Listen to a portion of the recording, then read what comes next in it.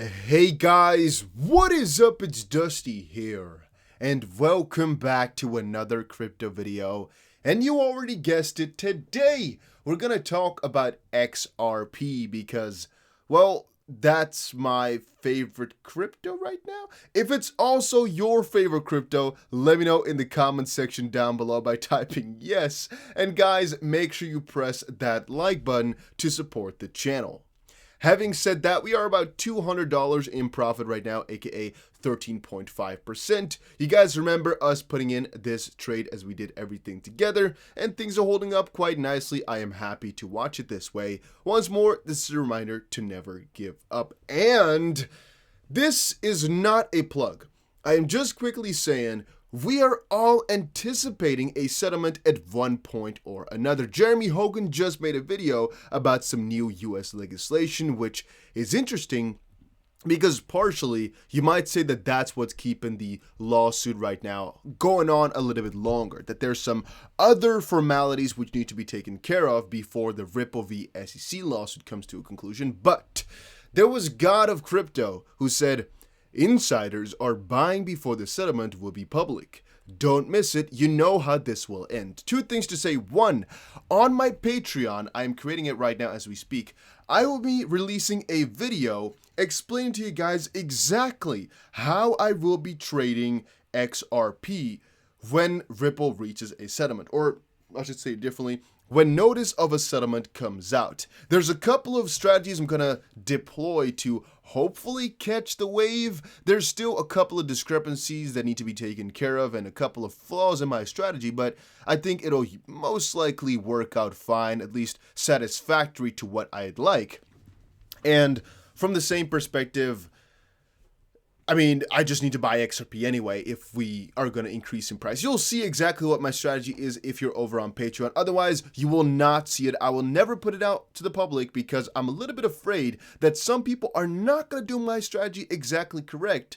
And it's going to result in them losing a lot of money, and people are going to blame me for some stuff, so I don't really want to do any of that. Make sure you understand that whenever I show you guys a trade or that type of stuff, it's all your own responsibility, but this one is a little bit scarier because, as I said before, it's going to be a multi-million-dollar trade. Now, having said that, the second part / the interesting part is what Jeremy Hogan said. There will be absolutely a flurry of buying if there is a settlement. You can't! Ow, I just messed up my table. Damn. Why do I keep doing that? Guys, you all told me, stop slamming into things. Now is finally the day of reckoning. I literally broke my table. It's not broken completely, but there's a crack. Oh, why did I do that? Why did I do that? Why did I do that? Yeah, that's what you get for being ecstatic about things. Should I stop recording? Fix my table? All right, we'll do that later. Okay, so I was getting excited because Jeremy Hogan basically admitted and explained that there will most likely be quite a lot of inside trading if there's actually a settlement going on. And this we're going to use to our own advantage, but you as an observant viewer can also use this to your advantage. Think about this. If there is a specific move in the price that you really can't attribute to anything else, it is two things. One, manipulation. Two, insider trading in terms of, or in anticipation of some event like that. Now, obviously, we don't know which of the two is going to be. And so always be wary, always be watching, because sudden moves in price are a key indication of something happening. Because I also believe, and I'm on the same page as Jeremy, if there's a settlement going on, look at Jake Clayton, for example. That guy, pretty fishy. Obviously, he would most likely tell somebody that he knew or some of the companies that he's kind of had close quarters with that there was a settlement. And I believe Ripple would be in the same type of boat, right? Logically speaking, if David Schwartz, as a company of Ripple and a co-creator of the XP Ledger, knew about this, he could, for example, tell one of his other buddies that has founded another company that he's working with or something along those lines. Or same thing for the SEC. They might tell some of the founder companies or the, how do you call them? Investment companies that they might be a lawyer for on the side pretty soon. Like Jay Clayton, for example. One thing that people point out that Jay Clayton could have done, which is conspiracy, but all right, I still want to put it up anyway, is that he told one of the companies that was going to work for pretty shortly here that some certain event was going to happen in terms of SEC regulation. It did happen, and then later on, after the choice was made, he went to be employed there, getting a multi-million-dollar salary, or I guess bonuses, whatever you want to call it right there. Logically speaking, though, this is really an obvious thing which is not completely allowed, yet not completely illegal either. What is illegal is insider trading, obviously, yet the reason it's not completely illegal is because you can't really find out the source. Jake Clayton just coming up to some company saying, hey, this is going to happen. I mean, who knows exactly whether or not they were told or whether or not they just decided to buy in anticipation of them also expecting something, right?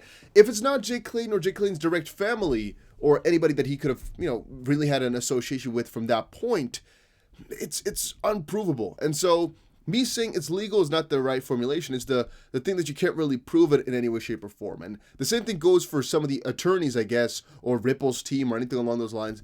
There's so many people that they could tell before it becomes public that the price can be pumped up quite significantly by some of the big players. And mind you, for example, David Schwartz with one of the co-founders of Ripple, Arthur Brito, is working on Polysign, right? Major custody solution.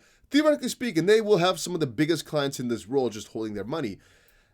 I sometimes think about it in the perspective of if you have connections to some of those major players, if Ripple has connections to the Bank of America and all those major players out there, there's most likely somebody in the top ranks who's going to get wind of this information before we do. Even though it might just be a couple of hours, that crucial couple of hours could mean the difference between a couple $1 million and a couple tens of thousands of dollars or a couple $1 billion potentially. So crucial, but it's really cool that Jeremy Hogan put up and explained there's most likely going to be some sort of crazy buying up front. And it could have been, for example, that this, even though this is a weekly chart, that right now this switch has, for example, been flipped. The price went down because Bitcoin did, but right now things are turning around. It could also be, however, that it's not, decided for XRP, but this is, for example, a buy by institutions for Bitcoin, for example. Maybe some institutions have already flipped the switch, and so, the Bitcoin kind of ball has started rolling. A lot of different things which could have happened, and all I can say is I'm excited to kind of watch through the whole charade of things because it is really freaking interesting. All right. Then, Bitcoin Fear and Greed Index is 60. Ooh, things are looking good. I think there's actually another updated one already. Let's quickly check it out. So right now it's 65, and yesterday we had 48. Oh, no, this is the Ethereum one. Let's quickly see. So for ours of Bitcoin today, it's about 48, and the day before 60. Okay, so we don't have one. I guess the date's a little bit strange because it's the second already, halfway throughout the day. But this one is the 31st. This one is against the first. Yeah, I don't know exactly how this one works. Who cares, right? It's about 50 right now, about 50, 60, something like that. People are just generally quite greedy, not that fearful, which I guess that's good. I guess that's good to see. That's nice. By the way, guys, make sure you check out Bybit if you're looking for an exchange to trade on. It's the exchange I'm primarily using, and so I always talk about it because, well, if you're using something yourself and you're liking it, better recommend that than something that you don't use and don't know anything about. This one I've personally been really enjoying. All right, about the lawyers, by the way, just one quick little word from Jeremy. This is not the filing I expected to see this week, but it's not consistent with a done deal. I've thought through other possibilities and still think the addition of a trial lawyer to the SEC team is enough to conclude that no settlement has been reached, in my opinion. Just want to quickly point out here, nobody actually knows, all right? A lot of you guys are saying, oh, yeah, Jeremy Hogan has said it. So it's not as if he knows, it's just speculation on what is most probable. But even Jeremy Hogan knows 100% certain that it's never 100% certain, pun intended right there, on whether or not there's a settlement been reached. A trial lawyer could be kind of taken in here to the team or added for so many different reasons. It could also be a reason beyond our understanding. Maybe it's all for the records. Maybe it's a trivial addition. Maybe it's this, maybe it's that. We don't really know. Maybe this trial lawyer is actually specifically good in this specific settlement negotiation. Who freaking knows? It's just probability. Then, finding your passion. This is a little bit of a quote. Finding your passion isn't just about careers and money. It's about finding your authentic self, the one you've buried beneath other people's needs. Make sure you understand that this crypto space for a lot of us is not just about making money. It's not just about making a career in it potentially. It's also just about finding yourself and kind of being part of something greater. At least that's the way that I and a lot of the people I've spoken to view it. Even though the majority of you guys say, oh, I just want to get freaking rich with crypto, I want to be this, that. True for a lot of people, right? But there's so many people in the crypto space and a really huge amount of them, I'm going to say millions of people, are in there just because they think they can be part of some newer technology at the start of it, because I still consider crypto to be the start, and to just be part of something more important. Being part of the XRP community, in my opinion, is also, really from my own personal perspective, not at all for money. I definitely think there's way easier methods to make a lot of money in terms of cryptocurrencies. It's way easier, I guess, to just go for some smaller caps and kind of bet on those than to work with the really big caps if you're talking about some quick, easy gains.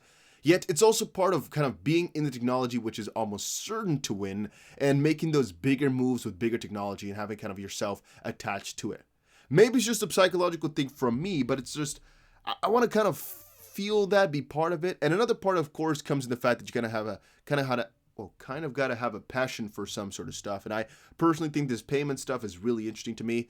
The Dogecoin type of ordeals, the memes, even though I'm a really big fan of memes, I don't like to associate the money crypto aspect and memes together. I don't really like that too much. And once more, guys, it's not just about careers, money. It's about finding yourself and what you like and all of this. And make sure you find yourself in what other people need from you and what other people want. Find yourself in all of that. I don't know exactly how to phrase it, but hopefully the quote lined up something for you.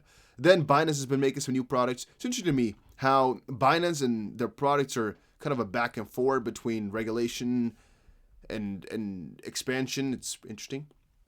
Then I saw Jesse Hines tweet something. When this man speaks, everyone should listen. I agree with everything he says. Don't listen to false hype. It's been spread around since the start of the case, and here we are still in litigation.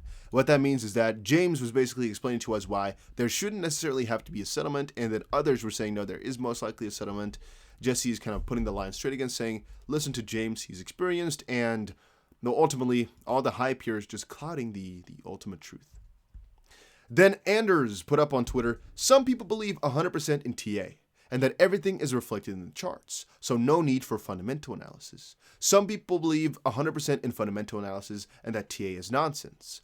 I believe both hold value and have some truth, not either or. My own personal belief on this one is fundamental analysis, extremely important. Technical analysis, a nice sidebar, depending on your perspective and what exactly your goal is. For these smaller moves, I personally believe more in technical analysis than fundamental analysis. For a longer term, for example, let's say 3 years, 5 years, 10 years, 2 years, 1 year, all of that I believe in fundamental analysis way more. And that's ultimately also where I think the bigger swings and the bigger amounts of money lie. That does not mean that trading is a lie. That does not mean you cannot trade to win, because as I said before, I believe in it. But I don't believe that you can make those macro trades, because I just don't believe the chart can actually reflect something over the next couple of years. I think that's mostly fundamental piece, as nobody knows exactly how the technology will be in the next couple of years, and the players will be different. Everything would be different. With crypto, it's so early that you can't really say that whether or not the past actually reflects itself in the future. So from that one, I'm going to say fundamental. Then again, scarcity and that type of stuff, I would say can pop in, but just normal charting, I don't know, guys. For longer term, I'm not really that much of a believer. Then there's some stuff about the SEC. It's a longer talk, though. Ooh, I might keep this for a different video. Let's just quickly see here. Chip, this guy right here, makes some great points. I only asked Gary Gensler the following. If climate risk is such a priority, why is the SEC pursuing one of the most climate-friendly cryptocurrencies? Interesting question, and that's because Gary Gensler came out with a little bit of a talk about climate change and how they're working, again, I guess, for it, to help it out. And I had a last article here about some Fury growth, but these two I'll talk about in another video coming out later today. I want to end this video as soon as possible because we're already getting close to 14-15 minutes. Guys, if you enjoyed this, make sure you press the like button and subscribe to the channel. If you, I guess we're at 14 minutes. If you enjoyed it, make sure you press that like button, and I'll see you guys again in another crypto video later today.